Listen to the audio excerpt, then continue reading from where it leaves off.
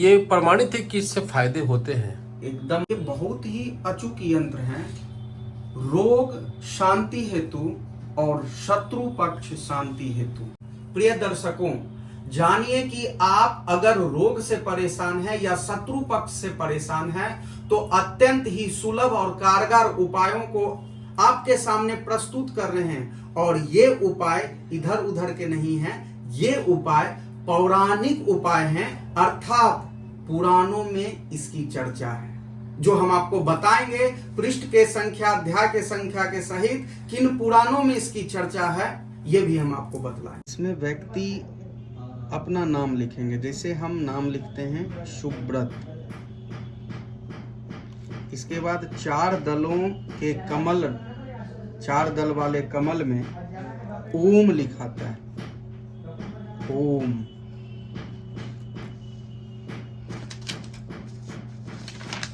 उसके बाद ये चारों दिशाओं के सूचक हुए।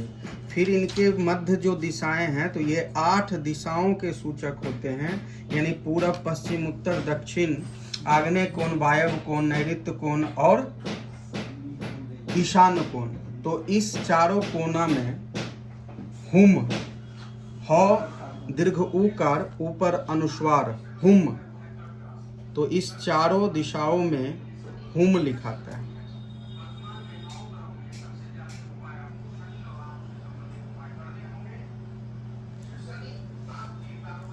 उसके बाद फिर एक वृत्त का निर्माण किया जाता है और इस वृत्त में आपको 16 दल वाले कमलों का निर्माण किया जाता है, 16 दल।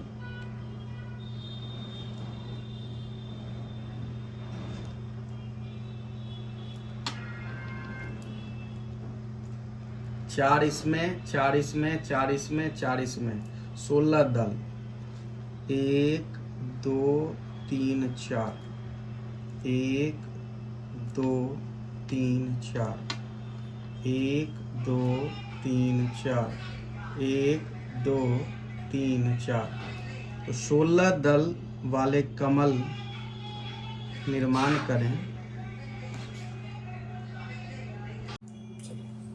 16 दलों का निर्माण किया जाता है और इसमें 16 अक्षरों को दिया जाता है। ये हम आपको सिर्फ सिखाने के लिए बता रहे हैं। यंत्र का निर्माण की विधियों, यानी यंत्र का जो आप निर्माण करिएगा तो उसके लिए क्या पद्धति है वो हम आपको बताएंगे। तो ये 16 दल बने। इसमें आप अ से लेके अह तक के अक्षरों को लिखना प्रारंभ करेंगे पूर्व से। ये पूर्व दिशा है तो अ, और इसकी घूर्णन गति जो है वो दक्षिणावर्त है, यानी जिस तरह घड़ी की सुई होती है वो। आ, ह्रस्व ई, दीर्घ ई, ह्रस्व उ, दीर्घ उ, री। री देखिए 2 होती है, ये छोटी री हुई और ये बड़ी री हुई। उसी प्रकार लिरी का भी प्रयोग किया जाता है। लिरी और एक बड़ी लिरी होती है, इसमें 2 बार ये दिया जाता है। उसके बाद ए, ऐ, ओ, औ, अंग और अह, ये 16 अक्षरों को दिया जाता है। उसके बाद एक और वृत्त के निर्माण होते हैं।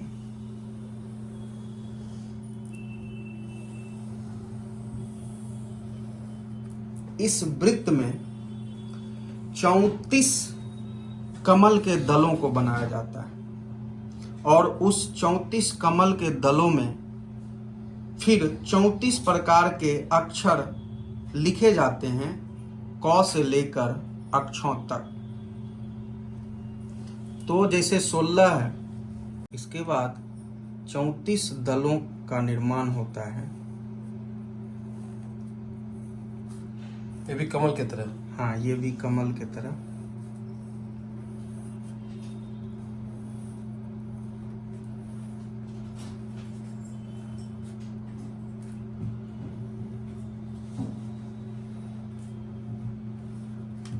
किस चीज पे बनता है ये? आपने कहा कि कागज पे, तो अभी ऐसे ही बना रहे हैं। अभी ये भोजपत्र पे बनते हैं।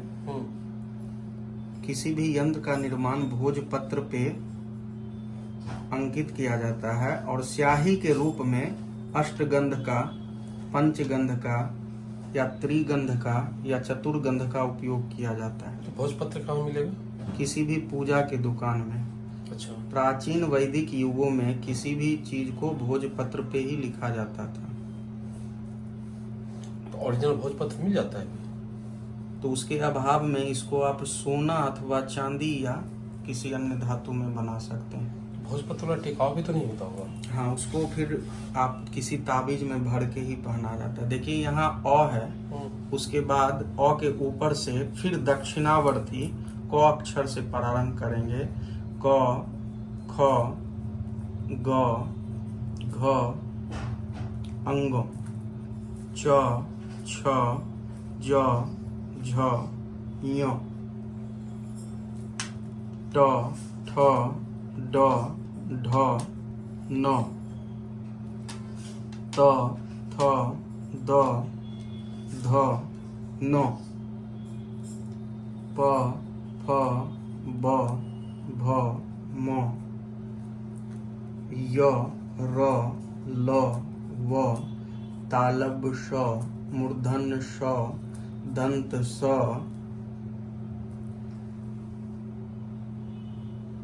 उसके बाद है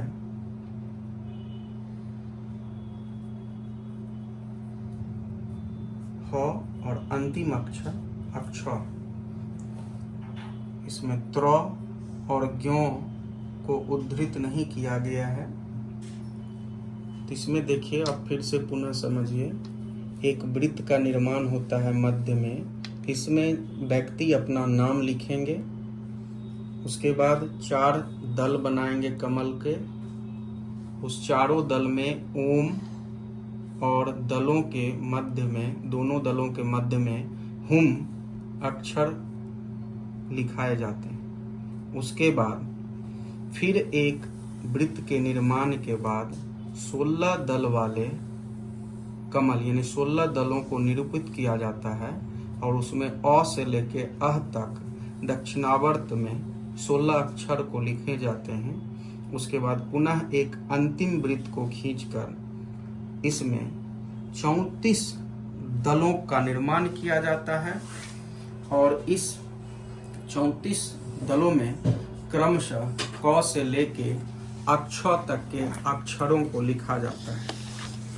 ये जो यंत्र हैं, ये किसी भी रोग के लिए और शत्रु से परेशान है, ये बहुत ही अचूक यंत्र हैं। रोग शांति हेतु और शत्रु पक्ष शांति हेतु। इसे कहां से लिया गया है ये भी आप जानिए। बिल्कुल। अग्नि पुराण, देखिए ये हम आपको दिखा दें, ये अग्नि पुराण है और अग्नि पुराण में ये 133वां अध्याय है और इस यंत्र को कहने वाले स्वयं भगवान शंकर हैं। और यहाँ पे देखिए लिखा हुआ है, इस यंत्र का नाम रक्षा यंत्र है और यहाँ वर्णित है कि इस यंत्र को धारण करने से सभी रोग शांत होते हैं एवं शत्रुओं का विनाश होता है। तो हम आपको पृष्ठ में किस तरीके से इस यंत्र को आप निर्माण कर सकते हैं उसके लिए एक अत्यंत ही सरल तरीके को बतलाए हैं, अक्षर सा अक्षर। इसमें दलों की संख्या क्या है प्रथम वृत्त में, द्वितीय वृत्त में दलों की संख्या क्या है और तृतीय वृत्त में दलों की संख्या क्या है, इसको स्पष्ट रूप से इसको हम सरलीकरण किए हैं ताकि आप इसे देखिए तो आपको इस यंत्र के निर्माण में शुद्धिकरण का बहुत ज्यादा देखरेख आप कर सकते हैं और इस यंत्र को आप भोजपत्र में निर्मित करिए। स्याही के रूप में आप 4 चीजों को कूट कर और उसमें गंगाजल मिलाकर स्याही के रूप में प्रयोग करें, या इन चारों चीजों को आप दहन करके उसके भस्म में और पानी का यानी गंगाजल का मिश्रण करके आप स्याही बनाकर और भोजपत्र पर आप अनार की लकड़ी से इस यंत्र को लिखें। वो 4 चीजें क्या है वो आप जानिए।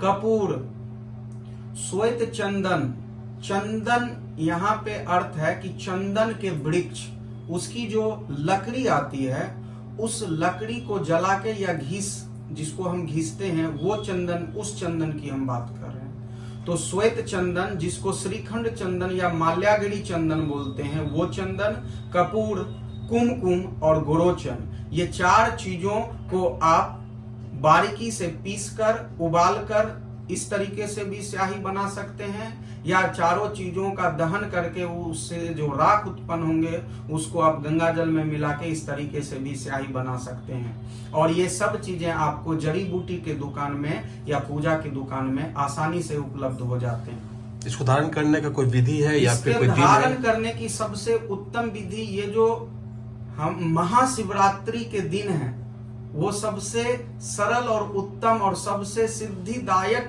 दिन है कि आप इस महाशिवरात्रि जो 8 मार्च को होने जा रहे हैं, महाशिवरात्रि के दिन या फिर कभी कोई भी महाशिवरात्रि, हाँ किसी भी ये सच सूरत अगला साल, हाँ अगर इस वर्ष आप नहीं इसकी व्यवस्था कर पाते हैं तो किसी भी महाशिवरात्रि के दिन या इसके अलावे आप संपर्क करके ये जान सकते हैं कि इसके लिए शुभ मुहूर्त क्या है, तो उसको आपको विशेष रूप से बताए जाएंगे। आप कमेंट में लिखें और अपना नंबर डालें विशेष योगों के लिए। लेकिन अभी जो अत्यंत नजदीक का जो समय है वो है महाशिवरात्रि। तो महाशिवरात्रि के दिन ये तो कर लेगा, ठीक है। मान लिया भोजपत्र नहीं मिला, इतना सब कुछ नहीं मिला, हाँ।